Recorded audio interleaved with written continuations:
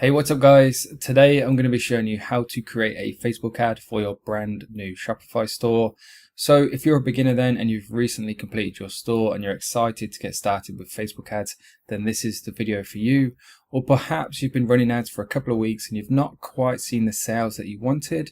So you must be going wrong somewhere. So hopefully then this video will help you out as well. Now, before we jump into the video, I just want to very quickly mention that it doesn't matter how good your Facebook ads are. If you haven't got a professional Shopify store, then you're not going to see the sales that you probably hope for. So my advice to you then is to make sure you at least get some feedback on your store before you start running Facebook ads.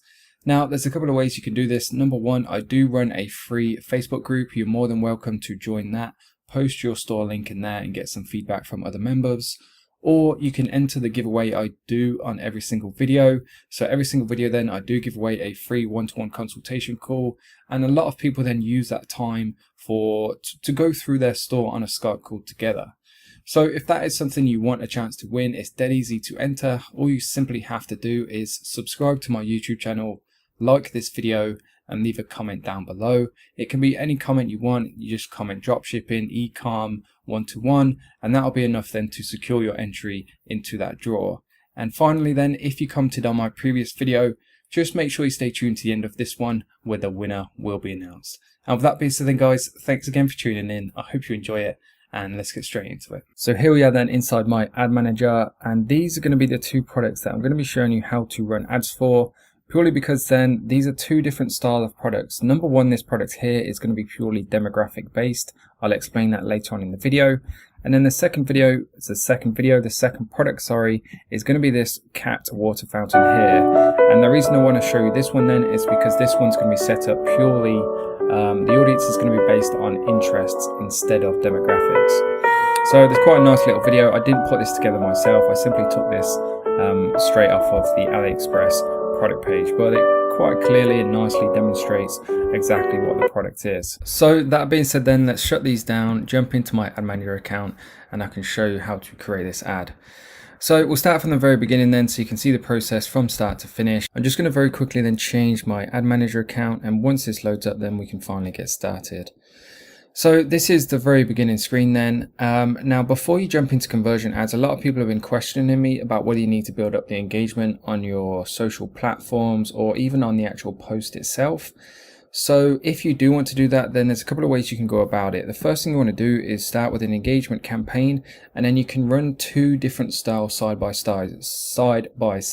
So you can start with post engagement to build up the likes, shares, comments, etc. on the actual ad itself. So when people come across your ad, it looks like it's got enough social proof, it's got enough comments, etc. so people will trust it more. And then you can also build up the page likes of your actual Facebook page too, because believe it or not, there will be a lot of people that will actually check out your Facebook page just to make sure that you're legit and a proper business, because people are going to be skeptical about you as a new business.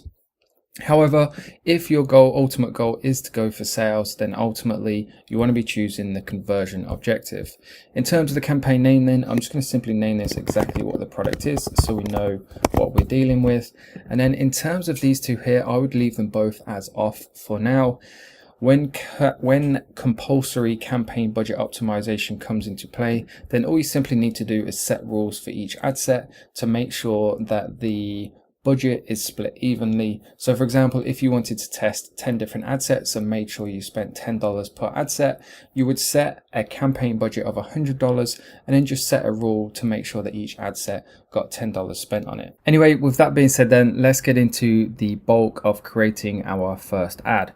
So in terms of the ad set name, I like to fill this in last because I don't always then have a plan of what I'm going to be choosing and selecting. Therefore, I like to go back at the end and actually name it depending on what I've targeted within the ad set, if that makes sense. Well, that will all come clear later on in the video. In terms of the actual optimization you want to go for, we're going to go for the purchase objective. If this isn't green on your store, then what I recommend is simply just running a test purchase on your store so you can go straight for purchases.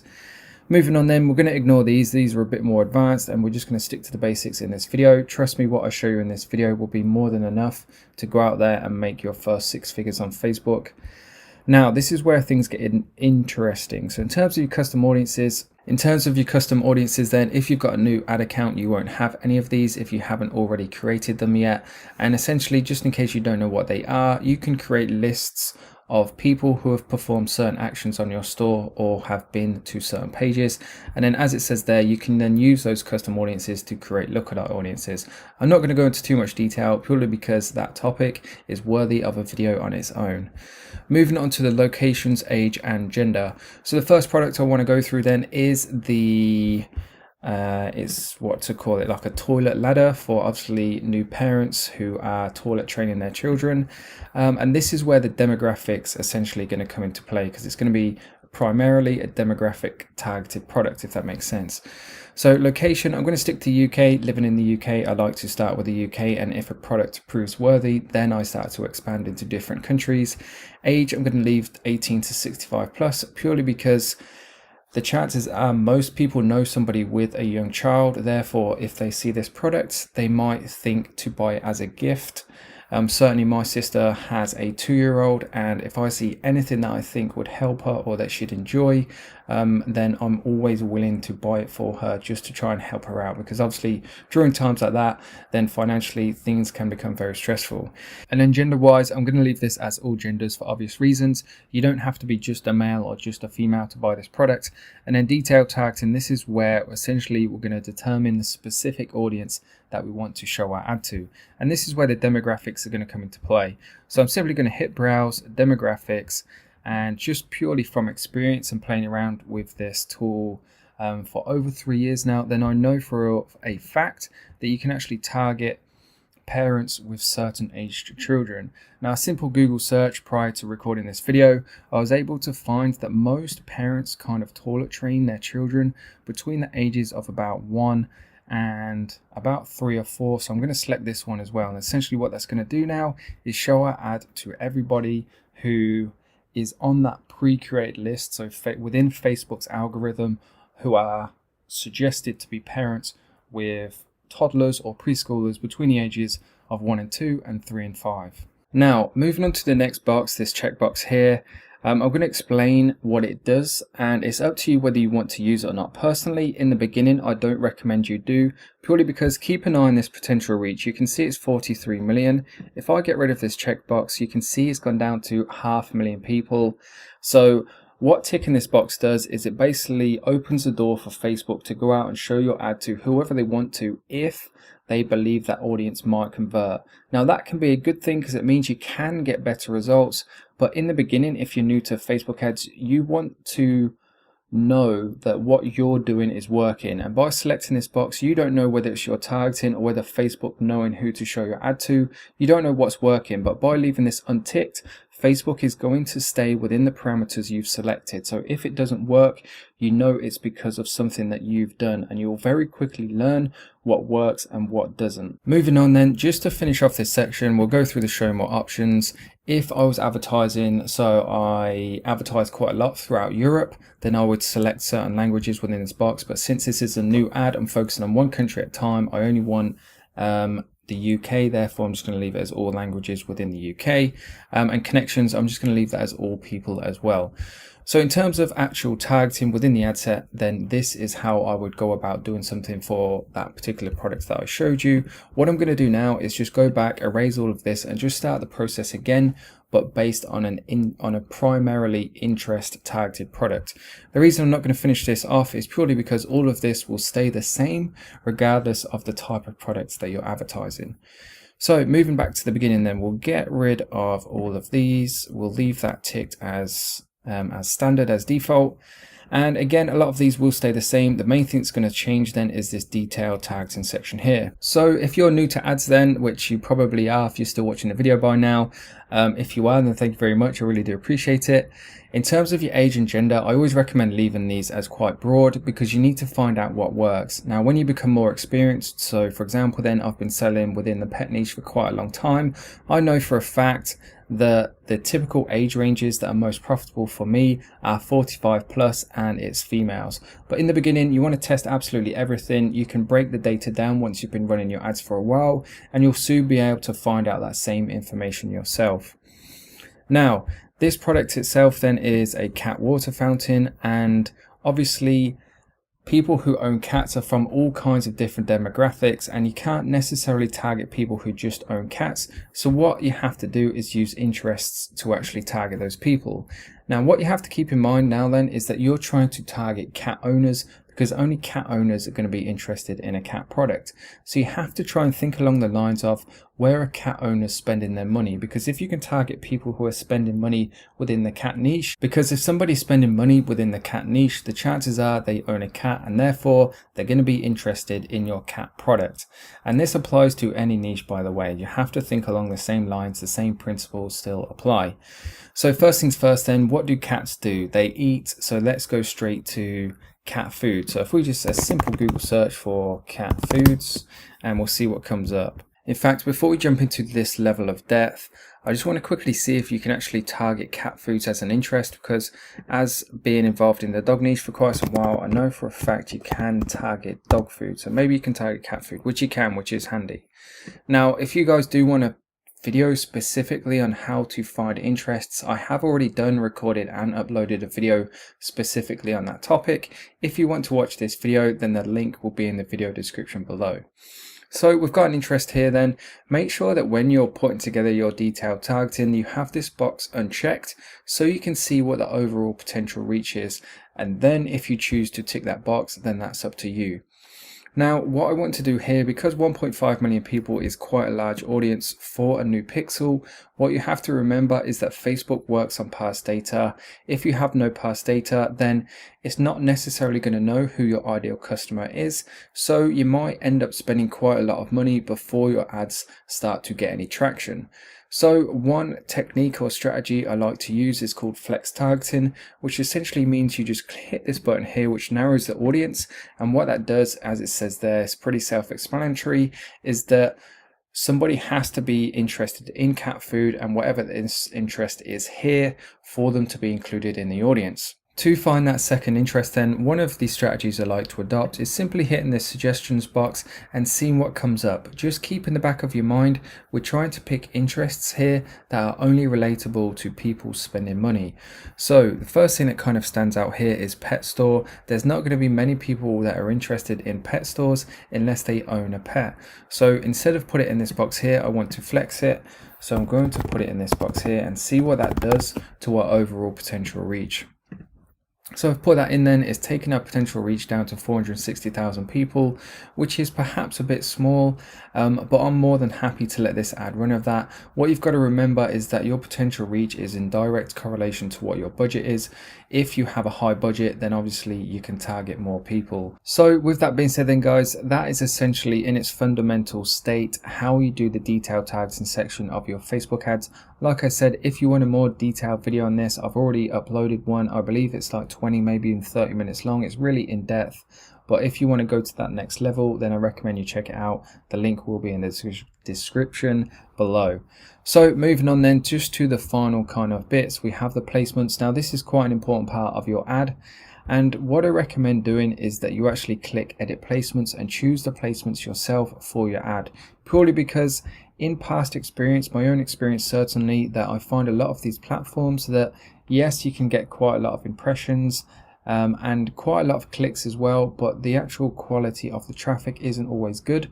So the strategy that I like to adopt is be quite specific with these initial ads that go out, and then when you set up your retargeting ads, that is when you adopt a lot of these other platforms and placements to use. So my recommendation here would be to stick to the places where you're going to command the majority of the space on the actual page or device, whatever it is.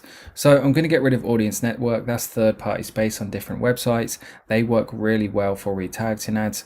When somebody's been on your store once, they've shown that interest, and by using audience network, you can pretty much follow them all around the internet, no matter where they go. That's one of the beauties of social media marketing. I'm going to get rid of Messenger, and I'm going to tick that so it selects it, but then I'm only going to choose the actual news feed itself. So I'm going to get rid of marketplace, get rid of video feeds, get rid of the right column. Right column works really well for retargeting ads, by the way. And I'm going to get rid of Instagram Explore. We're going to get rid of all the stories, get rid of in-stream, get rid of in article, and then that leaves just the main ones. And as you can see, our potential reach hasn't changed. Sometimes when you play around with these, the potential reach may go down, it may go up. So it's just a matter of finding out where the majority of your audience is spending their time and focusing on that. So for example, if I was to get rid of Facebook newsfeed, perhaps it stayed at 430. Oh, so we've lost 30,000 people. So if we get rid of the Instagram newsfeed, you can see it's gone down quite significantly. So what that tells me, in fact, the majority of our audience potentially can be found on Instagram. So with that being said, then that is placements covered. Moving on to the interesting part, which is budget and schedule. So starting from the top down, then we have the optimization for ad delivery. I recommend you leave this as conversions is our ultimate goal here. In terms of the cost control, I would leave this blank for now until you've been running ads consistently within a niche for a particular product. Only then do I recommend using this cost control and using this additional bid strategies here as well, because what you need to establish first is a base cost, an average cost of what a purchase is going to cost you, and then you can come back into these more advanced bid strategies and actually get effective results. Unless you know what the average cost per purchase is going to cost you, then you can set yourself up to waste a lot of money, or in fact not spend your budget at all. If you set your, in theory this sounds really good, because you could come on here and say, I want my average cost per purchase to be £1, but in reality Facebook just won't spend your budget because they won't be able to achieve your purchases for that low amount. So what you have to do is run an auto bid to begin with, until you get consistent results, until you know what kind of cost per purchase you can achieve, and then only then should you come back and experiment with these advanced bid strategies. Moving on to the actual budget and schedule itself. So again, in the beginning, I recommend keeping things simple and just sticking to a daily budget. If you want me to cover anything else in this video that I haven't mentioned, by the way, feel free, leave a comment down below, and if it gets enough likes, enough votes up like this video topic did, then I will definitely do a video on that particular topic.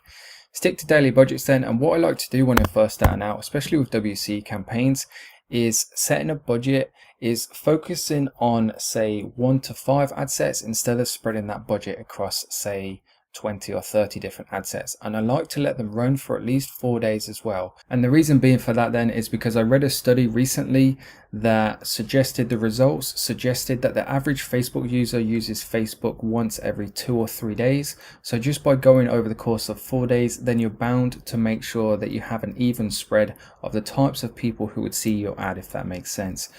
So to summarize then, in terms of the daily budget, it's completely up to you. The main thing here, in my opinion, is that you let it run for at least 4 days. WC campaigns and ad sets as well, Facebook state this themselves, they need time to optimize, and by letting them run for that additional 2 or 3 days, then you give them more time to optimize and essentially more of a chance to start delivering efficiently and bring you in some sales. With that being said, moving on to the final few options. Now, there's not going to be a lot of these I change, if at all any, especially the conversion window. So basically what that means is, if you're not sure on any of this, by the way, you've probably spotted these little eyes that give you an explanation. Some of them aren't clear, so I like to give my own explanation just to try and make them even more clear. And basically the conversion window is the window, so the time frame in which Facebook will use the data to determine who to show your ads to.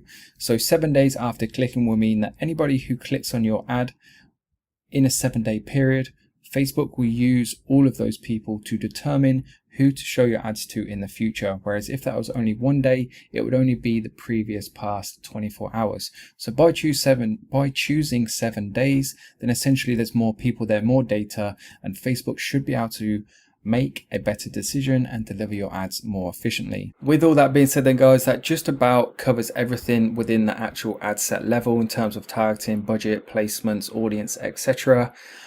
Just to quickly mention these notices here, I tend to ignore them just purely because I like to go in the direction that I want to go, and if it doesn't work out, then it doesn't work out because of what I've chosen and selected. It's a lesson that I'll then learn and can take forward and hopefully improve how good I am at running Facebook ads.